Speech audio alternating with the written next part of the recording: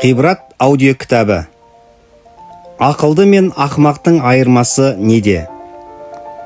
Бірде шәкірті ұстазынан: "Ұстаз, ақылды мен ақымақты қалай ажыратуға болады?" деп сұрайды. Үнемі ой үстінде отыратын данышпан ішіп отырған шайын қоя салып, шәкіртін ертіп таудың етегіне барады.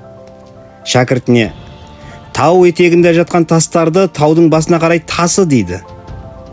Тас өте көп болатын.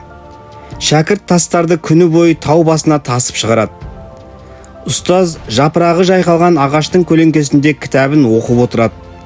Шәкірті қара терге түсіп, күн батқанша тасты тасып бітіреді де, қаншама еңбек еткеніне риза болып, мақтаныш сезіммен ұстазынан: "Ұстаз, мен енді сұрағыма жауап ала аламын ба?" деп сұрайды.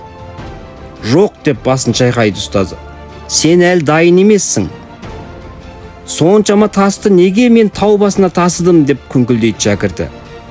"Міне" дейді ұстазы саусағын көтеріп, "ақылды адам осы сұрақты тасты тасымай тұрып қоюы керек еді." Орыс тілінен тәржімалаған Талғат Өтепов. Оқыған Оңғар Құрал.